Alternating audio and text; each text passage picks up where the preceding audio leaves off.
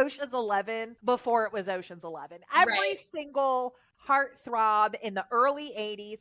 I will tell you this, the big glaring omission, I know we are fans on this pod. Where's Kiefer? Where is Kiefer? I was just going to say the only one they left out is Kiefer. Meet Sara and Samantha. Two cousins obsessed with exploring the vast pop culture landscape, one recommendation at a time. In each episode, one clueless cousin shares real-time reactions as they navigate the twists and turns of a pop culture topic selected by the other. From travel to movies, Little Debbie's to trashy novels. Get ready to eavesdrop on the candid reactions and dynamic conversations you can only have with family. This is Foreign and Familiar. Welcome to Foreign and Familiar. I am Samantha. And I'm Sara.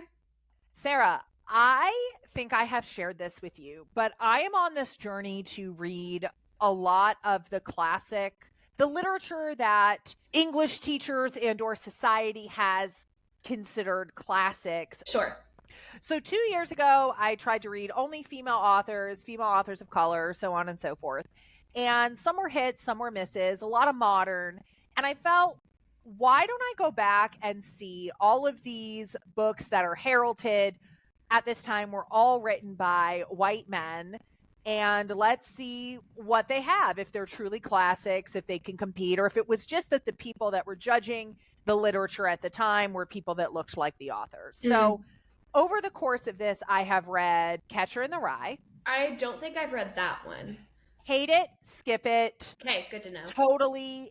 I call it the incel's journal. If somebody that I was dating said that that was their favorite book, red flag. Yeah. Hands down, no question. And then I don't even know, J.D. Salinger literally uses GD every other word, and that's not an exaggeration.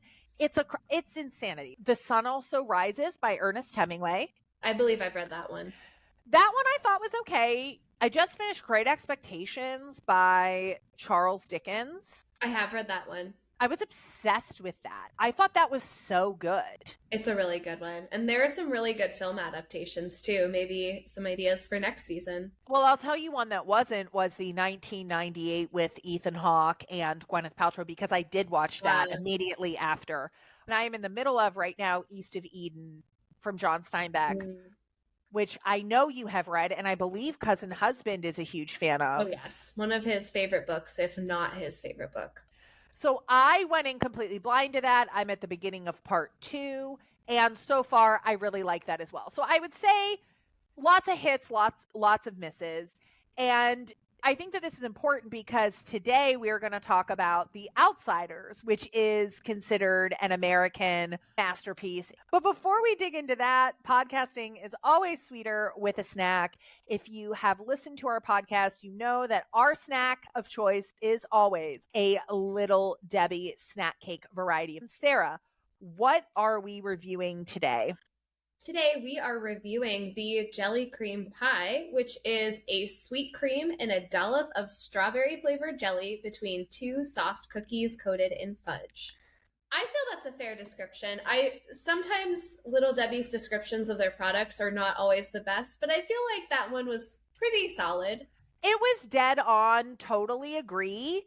This was my first experience with the Jelly Creme Pie. I would say I had fairly low expectations going into it. Appearance-wise, I would say it looks closest to the cherry cordial, which I'm a big fan of. So I'm half and half on the cherry cordial. I know. I think I got to retaste that one, but that's coming up. Yes, it is. Yeah. So I was kind of holding out a little bit, hoping it would be the same. It was good. I really enjoyed it. I was a little concerned about the ratio of the sweet cream to the strawberry jelly. It does say a dollop, and I was expecting very little, but I felt like it was pretty evenly mixed. It was good. Not my favorite.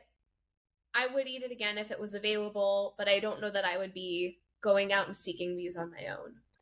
I would agree with that. I thought what was interesting is when we ate the Jelly Creme Pie, I felt, okay, well, they have a peanut butter variety. They have a peanut butter crunch bar. And this is the response to have a jelly-focused dessert. And eating them together, I think, would actually be pretty good. The chocolate is the same. For me, I thought it was better than I thought it would be. However, I needed so much more jelly. Yes. When you say dollop, I feel like that should be a really generous amount, which is funny because I think you said a little bit. But yeah, I think I was just expecting so much less. I was expecting uneven. I mean, I guess maybe I was not giving Little Debbie the credit that they deserve with the assembly of the snack cake. They produce them on machines, Sarah. They produce them on machines. I was It's all expecting, universal. you know, the mismatch, the dollop in a different place every time. Sometimes you get like a legit dollop. Sometimes it's just barely there. So I would say my expectations for the amount of jelly were fairly low, that I was surprised that it was a true dollop, let's say. For me, I think you could completely eliminate the cream and make it a jelly pie, and that changes the entire game on it. I don't feel like the cream really added anything. And in fact, if you're thinking about it, it must be more expensive or more annoying to make sure the jelly's all on there. So they're doing half of the jelly and they're putting the cream in. So you're getting a little bit of both in the center. But I wanted it to be much more jelly forward and jelly focused. But I'm with you. I thought it was a sweet little treat. I didn't find it offensive. I would take it over the peanut butter crunch bar, hands down. But I think I would take jelly over peanut butter anytime. I'm definitely the jelly side of the equation on the sandwich. Right. And I think I'm more the peanut butter side at this point. That's why this works so well. That's why it works. You're the peanut butter. I'm the jelly. Real quick, what flavor jelly do you like and prefer? Grape jelly. See, I was going to say strawberry. But grape is classic. Yeah. In the cream pie, though, what is it? It's a strawberry jelly. It's a strawberry, and I think that's how I would prefer it. In any sort of baked good, I think I'm more strawberry than grape. But what dessert have you ever been around where it's grapes and chocolate? I don't think any. Yeah. So sugar-coated grapes are good. Well, yeah, I'm just saying, it makes sense. But anyway, I digress. So now that we have our sweet tooth satiated, I know we chatted a little bit about it earlier in the episode, but Sarah, what is our topic for today? Today, we are talking about The Outsiders by S.E. Hinton, the novel, and we are also talking about the 1983 film, The Outsiders by Francis Ford Coppola, based on the novel. We're doing double duty today. It is double duty, but it's essentially the exact same thing. It is. Just the book coming on to life, so it makes sense to do them both. Sarah, why did you recommend this, and why did you think I would check this out? So I know, Sam, that you have a long history with reading and enjoying YA. We talked about that whenever we did A Court of Thorns and Roses for season 1. I know you're a fan of Twilight. I know you've read the Divergent series and the Hunger Games. Frequently, I just have to interrupt here because I do feel like my YA is being not accurately represented. I'm sorry, did I miss and I something? want our listeners to know. I read the Twilights. I guess I could loosely say I'm a fan. I read the first Divergent. Sorry. The first Divergent. And the Hunger Games is where it's at for me. I just do want to say that. Okay. You are right, but anyway, go ahead. I digress. Go ahead. Anyway, so S.E. Hinton is given a lot of credit for starting the YA genre. Whenever she wrote this book, there were not really books written about teenagers specifically for teenage audiences. And so she is given a lot of the credit for the YA genre. So knowing that you have a long history with YA, I thought kind of seeing the beginning would be an interesting topic for our podcast. Also, I read the book in high school. I've watched the movie a ton. I love it. I wanted to share that with you as well. What I thought was really interesting about this is, again, I'm on this journey to read all of the classics, and I did not realize that S.E. Hinton was a female until after I finished the book. So the book is very small. What is it? 200 pages, if that. If that. So 200 pages. I read it a Saturday morning. I watched the movie in the afternoon, and I did some research in between the two.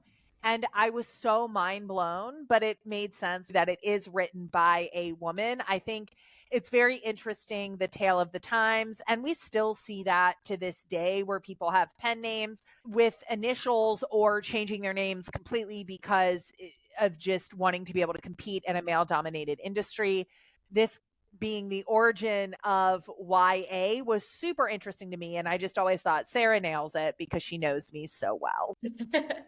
So, cultural notes and canon notes before we get into break. What information do our listeners need to know if they're unfamiliar with The Outsiders? Let's start with The Outsiders as an intellectual property, and then maybe what do they need to know about the book and what do they need to know about the movie, just so we can set the stage before we dig into the plot. So, as an intellectual property, both the book and the movie have won or been nominated for a ton of awards. The book was on the New York Herald Tribune Best Teenage Books list in 1967. It was a Chicago Tribune World Fair Festival Honor Book in 1967. It also won the Margaret Edwards Award, which is given to authors specifically targeting young people and helping them understand their place in the world and their importance in society. So as far as the book goes, it is considered a classic. One thing that I do think is really interesting is S.C. Hinton, who is still alive. She wrote this book at 16 years old. And it was, I don't know, a project she was writing in middle school or a short story, semi-autobiographical from what she was going through at the time, which again kind of fueled into me being surprised that it was a woman writing this because it is all male characters that are coming through. And it does seem like it's got a grip on that. I think that there's just an authenticity in this where when you understand when you're reading this book, it was written by teenagers, about teenagers, for teenagers. And just the type of imagery and the dialogue rings true because this was a moment in time in her life. Talk about coming out strong from the gate. How do you follow that? I know she has. I know that she has had a successful career post The Outsiders. This is, I actually think I had read some interviews with her where she said, I could probably never talk about this book again because I have been talking about it for 50 years. Right. But I do think it's worth saying 16-year-old women, let's go. Let's do it. From Oklahoma. Let's do it. Right. You know, it's just inside of her. So yeah. It has sold more than 15 million copies worldwide, and it has been translated into 30 different languages. I think that's really impressive. I follow a lot of authors on Instagram, and I know there's always a huge celebration when one of their books gets translated into another language and can be sold in a different country. So I think that goes to show the longevity of the book, that it's over 50 plus years. It's been translated into so many languages.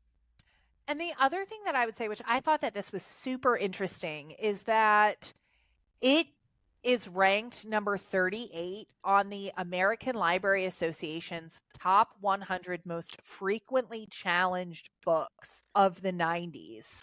38 out of all of the books. The book has been banned from schools and libraries because of the portrayal of gang violence, underage smoking and drinking, strong language and slang, and family dysfunction. That's crazy. I mean, people have different views on the whole book banning, but I feel like the things that people target specific books for are just as prevalent in the popular books that we are putting in libraries today. So I think that's crazy. I mean, the 90s, I get the family aspect because I think that was a... Catcher in the Rye.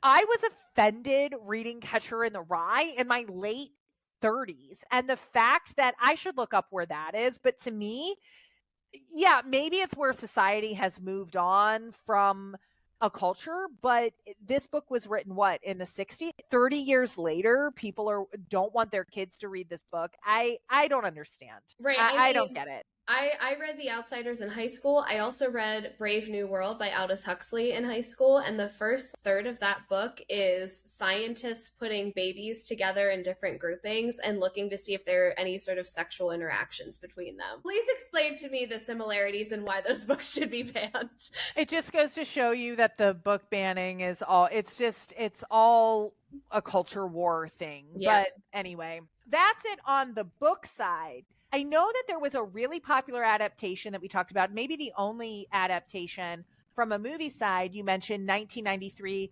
directed by Francis Ford Coppola. Yes, with an all-star cast. An all-star cast. So just to go through, let's just toss them back and forth because there's no shortage. I'll go first. Patrick Swayze. Rob Lowe. Tom Cruise. Ralph Macchio. Matt Dillon. Emilio Estevez. I completely forgot Emilio Estevez was Yes! in the movie. Diane Lane. C. Thomas Howell, who plays the main character. This was Ocean's 11 before it was Ocean's 11. Every single heartthrob in the early 80s. I will tell you this, the big glaring omission, I know we are fans on this pod. Where's Kiefer? Where is Kiefer? I was just going to say the only one they left out is Kiefer. I have a specific role when I read the book and first of all, I was convinced because again, I was a little bit not as tuned in on this. I would have bet money that Kiefer was on this. And while I was reading the book, in my mind, I was like, that's got to be the guy that Kiefer plays. To then find out that he's not there and then find out who does. But we'll save that till after the break. But just as we get in here, Sarah, let's talk about awards, accolades for this movie, which again, just to reiterate, Francis Ford Coppola, the Godfather, all that, this fantastic filmmaker is the one that directed and brought this to life on the big screen. So just what a testament to the power of the source material. Not only was he the director, it was a family project of sorts. Carmine Coppola did the soundtrack. Sofia Coppola was a little girl. Like, they were all involved. Everyone was involved. The Outsiders and the Coppolas. Name a more dynamic duo. Match, yeah. Yes, yeah. The Outsiders was nominated for 4 Young Artist Awards in 1984. Diane Lane was nominated for Best Supporting Actress. It was nominated as the Best Family Feature, and C. Thomas Howell won Best Actor for the film. And the only other thing I would say is from a movie making perspective. So yes, all the Young Artist Awards, all that, so on and so forth. But Francis Ford Coppola was also nominated for the Golden Prize at the 13th Moscow International Film Festival. So I don't know where Moscow ranks in the world legacy or lineage of all of the various film festivals, but there was a group of filmmakers that award prizes that nominated Francis Ford Coppola for his work on pulling this together. Sarah, I'm so excited to dig in and talk about this on the other side of the break. Sounds great.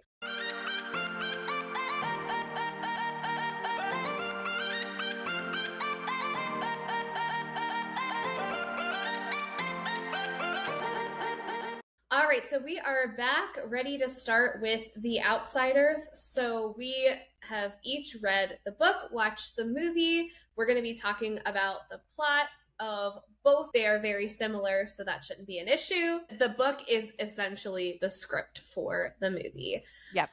I do have to ask, Sam, because I didn't know that there were 2 different cuts of the movie until I started watching it for the pod. Do you happen to know, did you watch the theatrical cut or the director's cut? I have no clue. Okay. I would assume it's the theatrical cut. Right. But we can talk about some of the differences as we walk through the plot. I have had the first and last line of this book memorized for 10 plus years.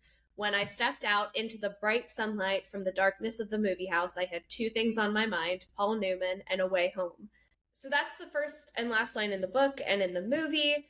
And I think that really kind of sets the tone for the movie as we are getting introduced to this cast of characters that we're going to be following throughout the rest of the story. A whole bunch of miscreants, although they're not, they are, it's hard to describe this whole group of guys that are forced to take care of each other, and they're social, they're friends. I would say probably between the ages of 16 and 23. Something like that, yeah. Ponyboy is the main character. He's 14. He makes that very clear. Very clear. And yes, Ponyboy. So I will say some of the names, I do understand what she's going for.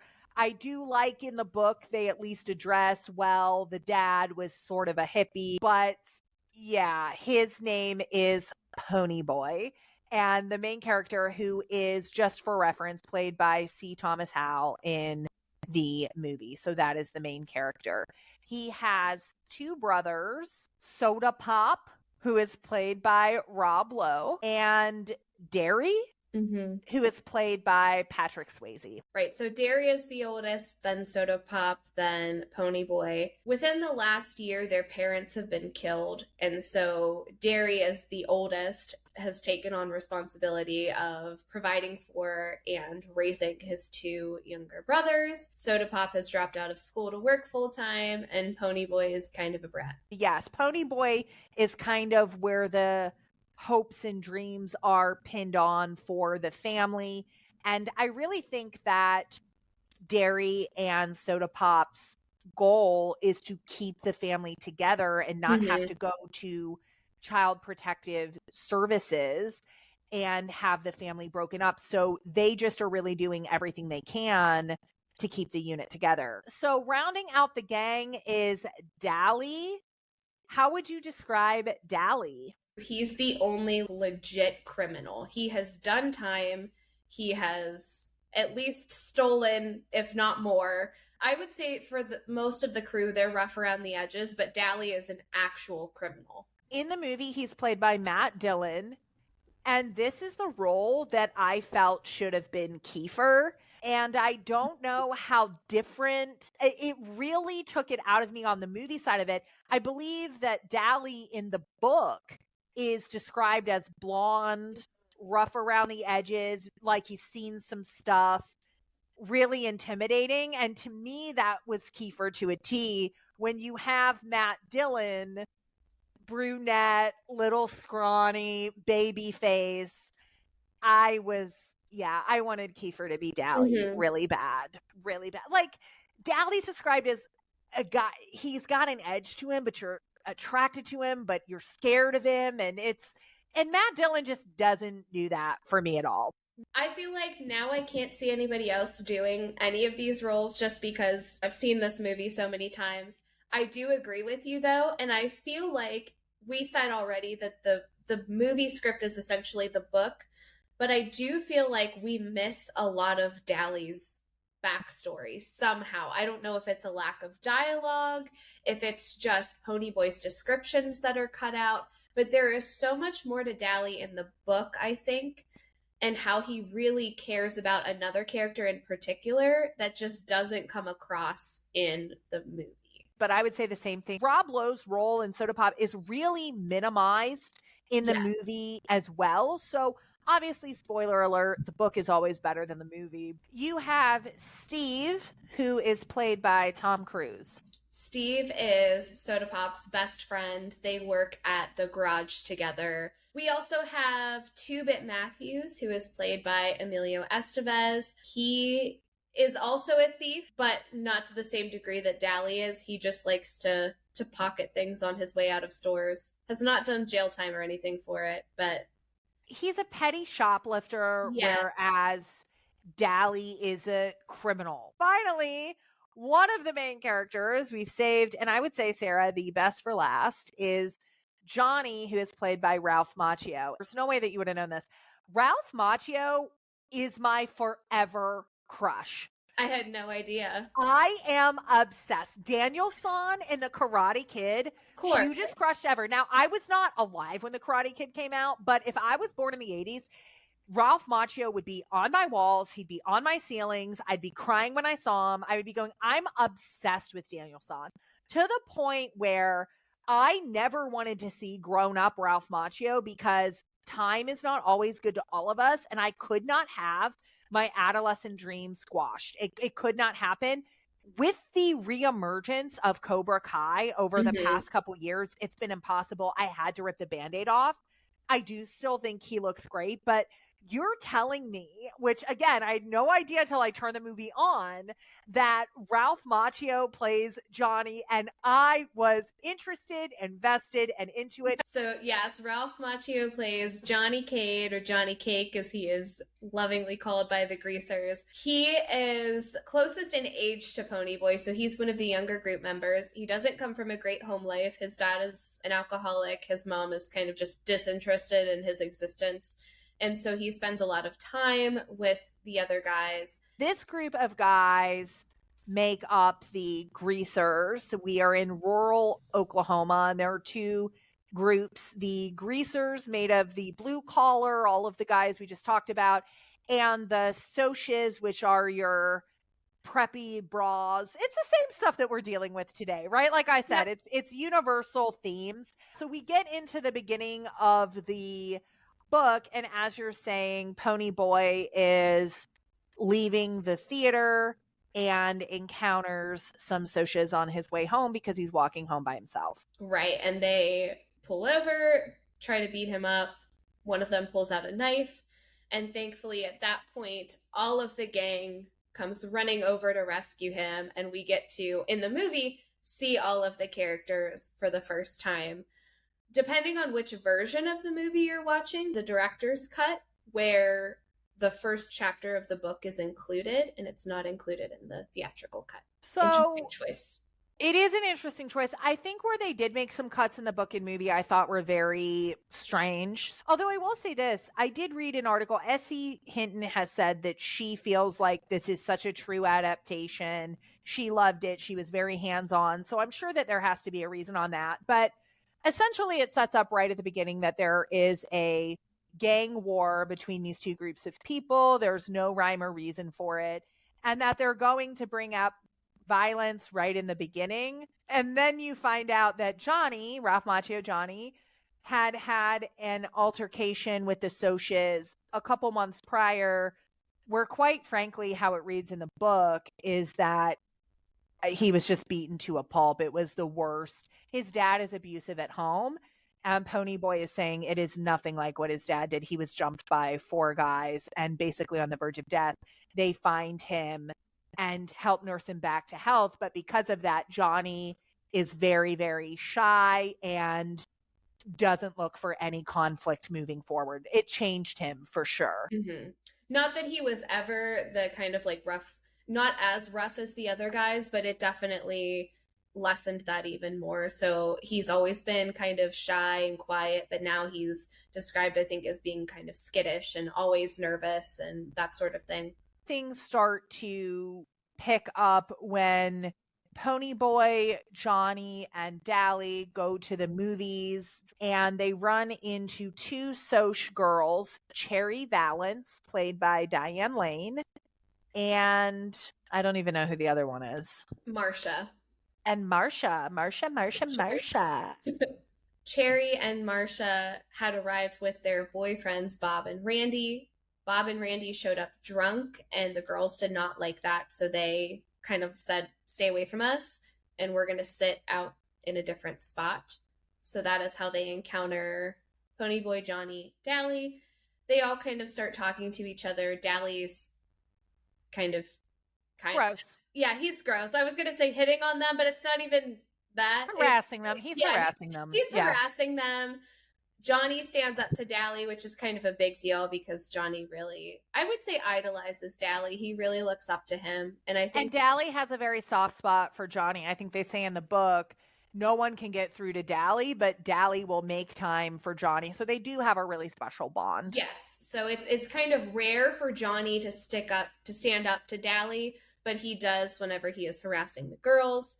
And Pony Boy and Cherry Valance, I think, hit it off pretty well. And they start talking about the differences in their lives, their experiences, but they also start to realize that maybe things aren't so different, that some of the same struggles that Pony Boy is going through, that they are going through on the other side of town as well.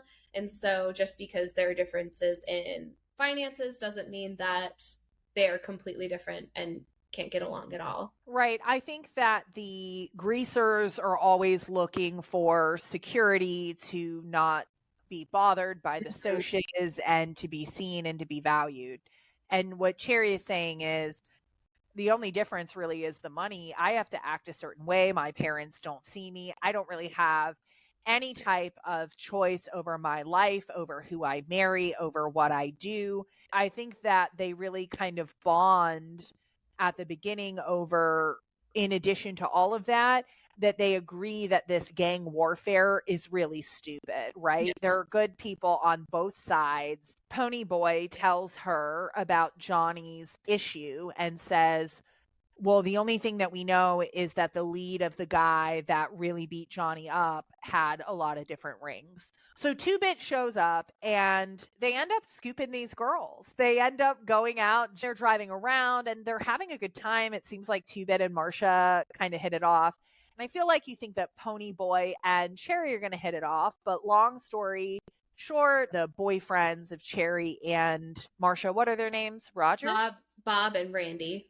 Okay, Bob and Randy. There becomes an altercation and the girls go into the car and they just try to end what's going on. They said, we've proved our point. Catch you later. So the girls are off with the socias. Right. So Ponyboy goes home and he gets into an argument with Soda Pop and Dairy because I called Ponyboy a brat earlier, and I know he's one of the younger members, but he does act like a brat at times. He has a hard time understanding the sacrifices that Soda Pop and Dairy have made to keep their family together and to provide for him, and also still grieving the loss of their parents. So they end up arguing and Dairy slaps him, at which point Ponyboy runs out of the house and finds Johnny sleeping in the park. I thought that this, again, you have more time to develop things in the book than in the movie. I thought this scene was a little bit of letdown in the movie. It seemed really fast. And it's the first intro, the first time that you're seeing Patrick Swayze's character. It happens so fast. But to your point, he goes back, Johnny's sleeping in the park. They decide to go for a walk and blow off some steam. And lo and behold, Bob and Randy from the Socias find them and decide that they didn't like that they scooped their girls, even though the girls went back with them, and they're going to start a fight. What's really interesting here is that you find out that Bob is the one with all the rings. He's the one that had beaten Johnny to a pulp, and Johnny has the appropriate PTSD, body keeps the score, trauma on that, and starts to appropriately freak out. A fight starts to ensue where Ponyboy ends up being held down in this fountain and they're trying to drown him. At which point, Johnny, rightfully so, is terrified and he pulls out his knife and stabs Bob, who is the one holding Ponyboy underwater. He kills him. We're seeing all of this from Ponyboy's perspective in the book, and in the movie, it's filmed in a similar way. So we don't initially know what happens until Ponyboy, he blacks out and then he wakes up, and we find out that Johnny did, in fact, kill him. There's blood everywhere. Randy has run away because, his friend just got murdered, and all of a sudden it's like, that escalated quickly. Right? Johnny wasn't going to get beaten up again by this guy or watch Ponyboy do it. So again, you have Ponyboy and Johnny that have to decide what they're going to do now that they have killed Bob. I think this is a great place for us to kick it to break as we get ready to delve into what it looks like post-murder for the outsiders.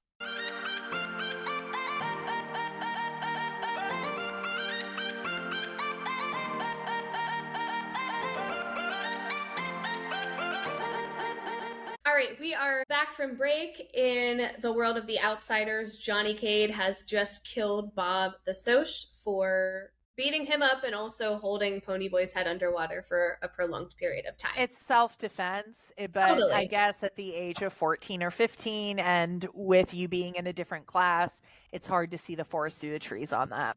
So they are now panicking and they are trying to decide who can they go for guidance after committing a murder. Of course, Dallas Winston, Dally, will be the person with the most advice for us. So they go find Dally and he helps them out. He gives them some dry clothes. He tells them to hop on a train, get off at this town, walk down the road. There will be a church on Jay Mountain that is abandoned. You can stay there for a couple of days, get some supplies, and then after a few days, I'll drive out there and we'll kind of see how things have gone so far. He does give them a gun to take with them, so that they are protected. And he says, I will be the only one that knows where you are at. I am not going to tell your brothers, Derry and Soda Pop. I'm not going to tell anybody else in the gang. The fewer people that know about this and get tied up, the better. And really, it's a couple different things. They wanted to protect Johnny. Johnny's soft. They know that he doesn't have the family support at home and that it likely would be a open and shut case for him. But also they don't want to implicate Ponyboy at all because, again, they want to keep that family together and keep him out of social services. So Dally, the criminal as he is, gives them this plan. And it all actually kind of goes according to plan. They jump the train, they get up on the abandoned church, and they decide for Ponyboy that they're going to cut his hair to make him look less recognizable. And bleach it because he has lighter hair. Johnny says that bleaching his wouldn't work because he does have darker hair and a darker skin tone, I believe. And because he's Ralph freaking Macchio, and why would you touch anything on that beautiful... Why would you dye Ralph Macchio's hair blonde? No. Why would you mess with Ralph Macchio in his 80s glory even remotely? So yes, here for it. Feel very strongly about that. Over the next 40 to 50 pages of the book, and or let's call it 10 minutes of the movie, Johnny and Ponyboy just really bond. They are eating bologna sandwiches together. They're hiding out. Time is passing. They read Gone with the Wind. Ponyboy reads it to Johnny, right? Mm-hmm. And they just are in their own little cocoon of friendship. It's just truly male friendship and them bonding about their life experiences. And in the book, they're seeing beautiful sunrises and sunsets. They show that in the movie. And so it really takes a lot of time to really bond them together as characters and establish just that they're in this together and that they're going to stay in this together. Right. So then arrives Dally. Yeah, he comes back to check on them. He lets them know that he has not told anybody where they are. He has tried to lead the cops in a different direction, so they think they ran away to Texas. He does bring a letter from Soda Pop for Ponyboy, because Soda Pop kind of figured out that Dally probably knew what was going on. And it was kind of a weird, I mean, I know, but it was, hey, guess you certainly got yourself in trouble. Must be with Johnny who killed someone. Derry's worried, but we really like you. Something. Right. It was something like that. It was oddly positive for the situation that they were in. And I think this is the first time that Ponyboy starts to realize, Derry is worried about me. Derry wants me to. Yes. Right. Yes. Right. So he's growing up and maturing and realizing that not everybody's out to get him, that they are actually on his side and they want what's best for him. Dally takes them to get some food that's not bologna. And Dairy Queen, right? Dairy Queen, yes. Hot eats, cool treats, even back in the 50s or 60s. Quick side note, I do have to say, I was never a big fan of Dairy Queen before watching this movie. For whatever reason, I eat so much Dairy Queen now. But once I watched this movie, it was like, oh, I'm gonna go to Dairy Queen for Johnny. And now I'm a huge fan. Sara, I love your commitment to things. I just love Dairy Queen in general, and I don't get to go near as much as I should. So maybe next time we see each other, we can grab some DQ. Absolutely. I mean, I don't know any other fast food place that still does like buttered toast as a side with your Raising Cane's chicken. That's true. But no, DQ's the orig. Yeah. Anyway, okay. So the outsiders. They go to Dairy Queen. If it were me, I imagine that they get the brownie batter blizzard and some Texas toast. Mm-hmm. Although I think in the book she actually says it's a couple hamburgers and sodas. But whatever, we can dream. So. We can dream. So at this point, they're kind of talking about everything that's happened, next steps, and Johnny says, I've been thinking about this for a while. It was self-defense.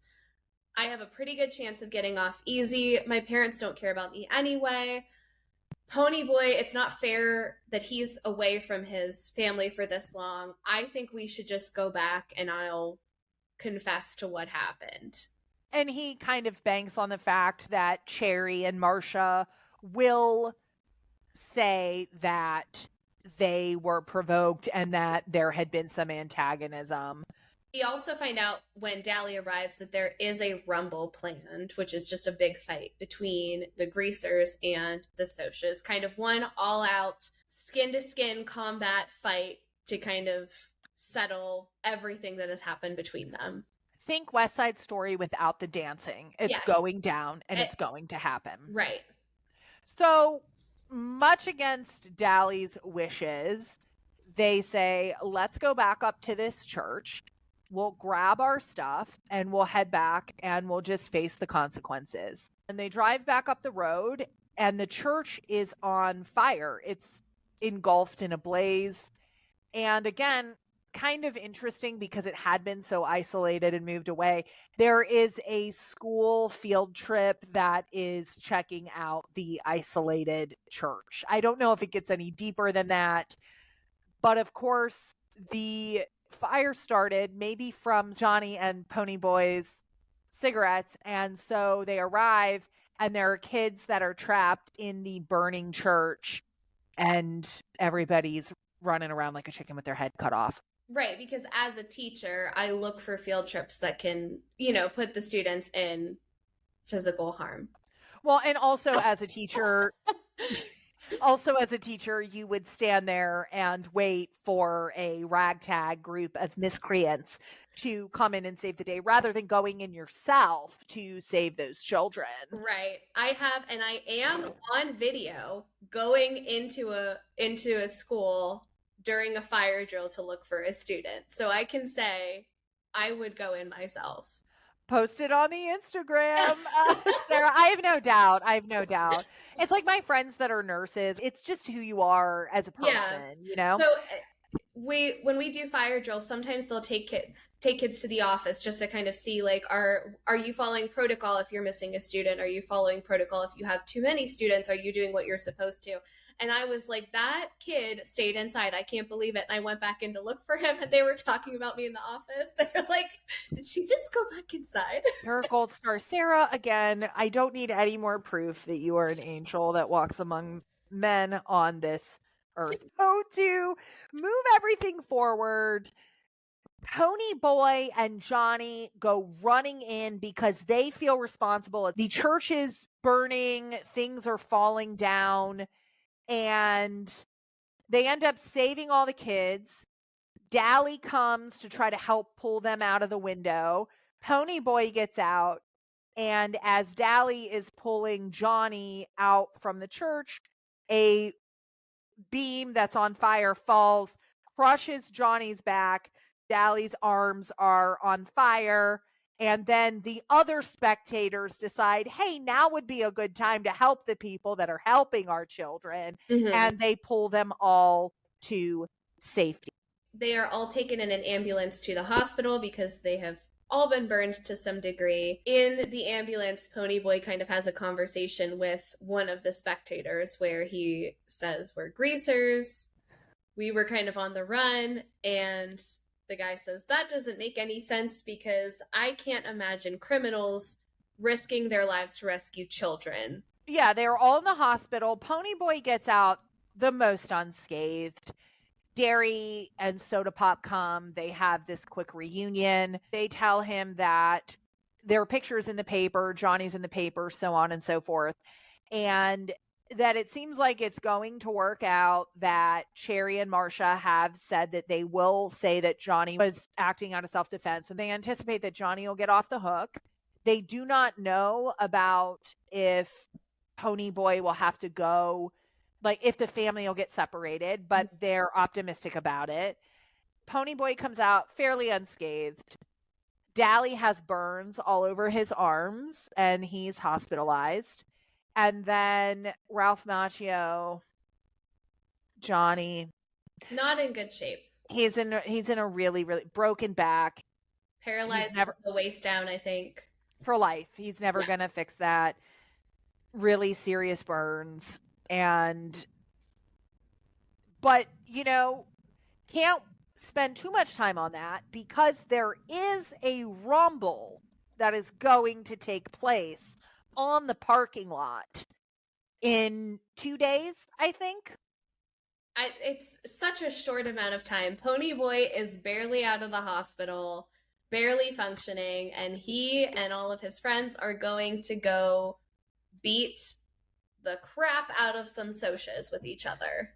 And they say, this is the brawl to end all brawls. We have agreement. Cherry's running between the two groups. It's going to be skin on skin, which is just no weapons. They agree that there's just going to be no weapons. Exactly. It's just hand-to-hand combat with no weapons. And it's going to be the whole gang. So 2-Bit, Emilio Estevez, Steve Tom Cruise, who has 4 minutes of screen time the entire movie. They pull in some of the other greasers that are just kind of not mentioned in the book. Yeah. Dally's upset because he can't get out of the hospital, and he wants, he's Dally. That's who he is. So they end up spending time, and there's a montage at the house in the movie where all these guys are preparing for the Rumble. These guys cannot keep their clothes on at any point in time during this movie. The Hollywood cast, they know that they have all the hottest guys in the 80s. I mean, they're just in towels. They have their shirts off. They have zero clothes on the entire time, which, again, not mad at it, but it is gratuitous. Let's just say that. It is gratuitous. And it is funny because Francis Ford Coppola is directing that. And so it's kind of, okay. What's really interesting is all of a sudden, as they're walking out to go to this Rumble, they all start engaging in gymnastics routines. They're doing aerials and cartwheels and round off back handsprings. And this was all in the book. And she tries to justify it by saying Derry spent a couple weeks at YMCA gymnastics camp, and he came back and taught us all, and we can all do flips and stuff. And that's how we get all ready for a fight, as we do coordinated gymnastics routines. I thought when I was reading the book, and again at this point, I did not know that it was a female that was writing the book. I thought it was interesting. Like, this scene stood out for me because I said, that is so, wow, like this author really has a progressive view of what's acceptable, or like how men can express themselves. And wow, it's kind of that putting in the gymnastics part.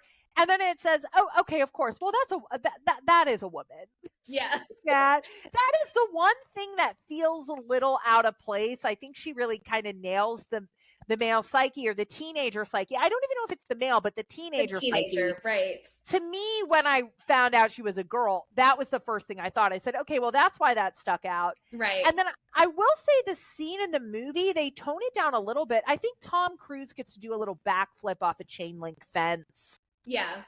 And someone does a handstand over a car or something like that. So I actually think that was one in the movie where it came to life a little bit. But I thought it was a joke. It's like, and then we walked off and Derry did an aerial front handspring in the yard, and we were all cartwheeling, and we were like, yeah, let's go. As Soda Boy does a back handspring and we do splits. I'm like, this is so weird. It's so weird. We're friends. I'm like, friendship matters. Okay. So it's not West Side Story minus the dancing. It's West Side Story with gymnastics. Well, it kind of gets there. So anyway, Sarah, I think we're going to wrap up really quickly here towards the end. So they go to the Rumble. Surprise, surprise, Dally broke out of the hospital and joins them. The Greasers end up beating up the Socias, and they win. Dally grabs Ponyboy and says, we got to go see Johnny right now. Well, real quick, I will say the fight in the movie, which I don't think this is the case in the book, is in the rain, and these guys don't have their clothes on. I have that written down. It is a fight in the rain with they have, let me put it, they have pants on. Listen, Patrick Swayze, no matter what, can get it. Like, I'm not saying that. I would never want to take, if I were a guy and this were that time in the 80s, I would Rob Lowe doesn't stand a chance standing next to Patrick Swayze. Yeah. Ralph Macchio gratefully doesn't have to do that because he is Johnny. So Johnny says, stay gold to Ponyboy, which is an earlier reference to a conversation that they had and a poem by Robert Frost. and then he dies. Ponyboy is sad, of course. Dally is inconsolable and just kind of loses it and runs off. Ponyboy goes home, I believe, and in shock and to tell everybody that Johnny died. Yeah, tells everyone what happens. And Dally, I give him credit for showmanship here. He calls the guys and says, "Hey, I just robbed a store. I'm in a lot of trouble. Can you meet me at the vacant lot that they frequent?" So they all rush over to the vacant lot. As they get there, Dally comes running around the corner, stands directly under a streetlight, and pulls out a gun that is not loaded. He did say earlier that he was carrying a gun, but it was not loaded at all.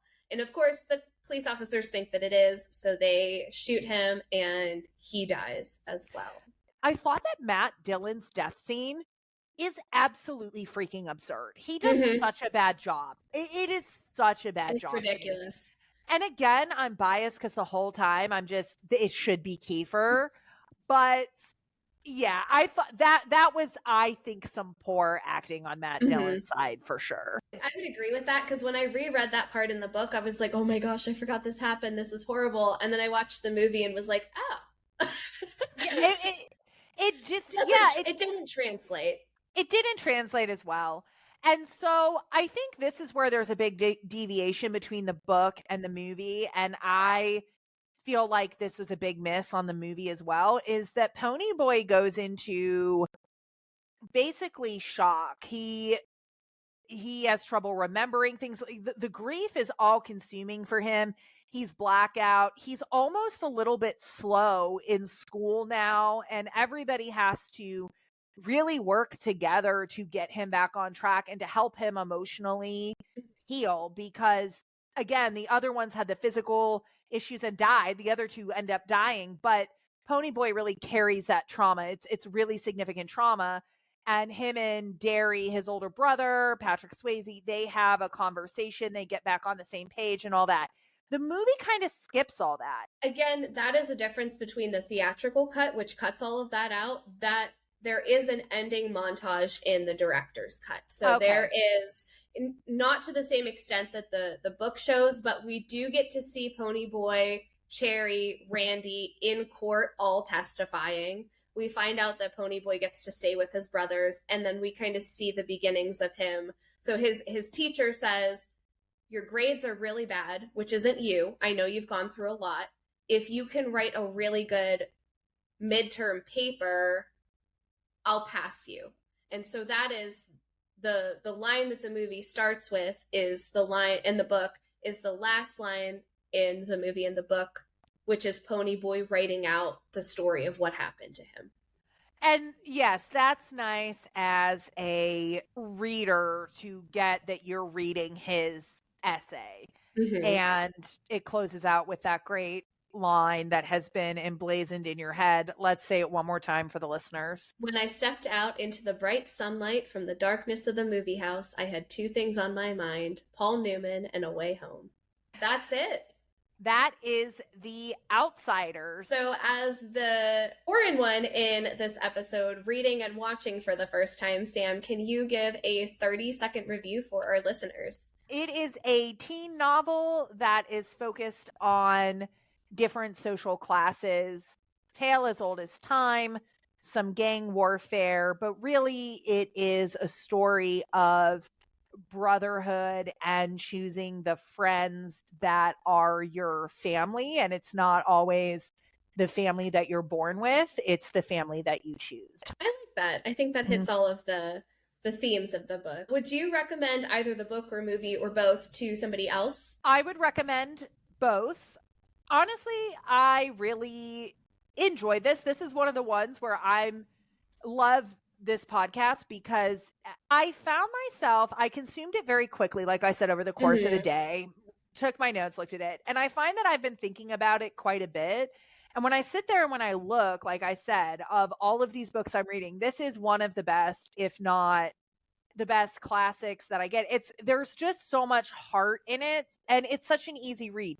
So the book, I would say absolutely. And I do think the movie, because that was such a cultural moment. And again, peak Ralph Macchio, so never going to be mad at that. Peak Patrick Swayze. Somebody wrote this about it.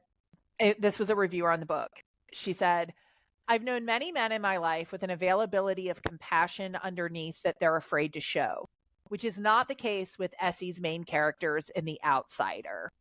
They have a tenderness and a decency about them, and it's probably not a coincidence that it was a young female author that was writing these male characters. I think that's pretty accurate. There's this vulnerability, and I feel like especially we talk sometimes, I don't want to get into this whole thing, but boomers, older generations, especially the male side of it, when this book was written 50, 60 years ago, I think having these characters and looking into the male mind of maybe what they're struggling with or having the vulnerability or really saying my circumstances are very tough and it really is affecting me. Mm-hmm. The novel was pretty ahead of its time, I think. So yes, I would recommend both. And to wrap up our conversation today, Sam, can you compare The Outsiders to a Little Debbie? Okay, so, and I don't know that we've talked about this one on the pod yet, but I would compare it to a frosted fudge cake.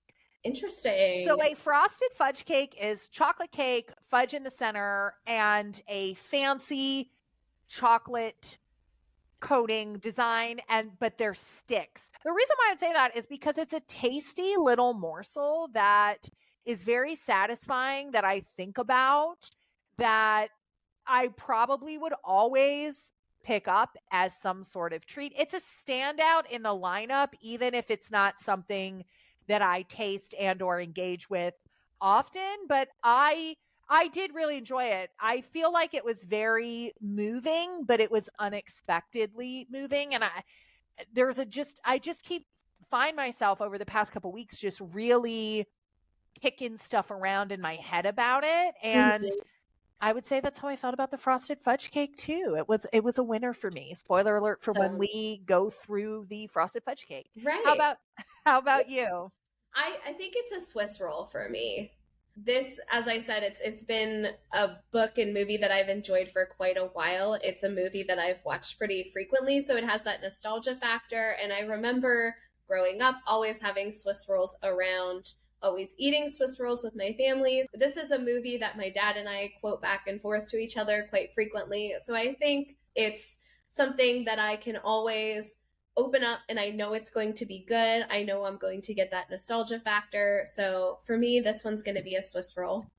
Very solid recommendation. I feel enriched by this one. Truly, I do. So if you have read and or watched The Outsiders, hit us up on Instagram at FoFamPod or send us an email, foreignfamiliarpod@gmail.com. We will be back to you next week. Thanks for eavesdropping on us. If you can't get enough of the Cousin Chronicles, head over to Instagram and follow at FoFamPod for more in-depth info and behind-the-scenes details. Or email us at foreignfamiliarpod@gmail.com.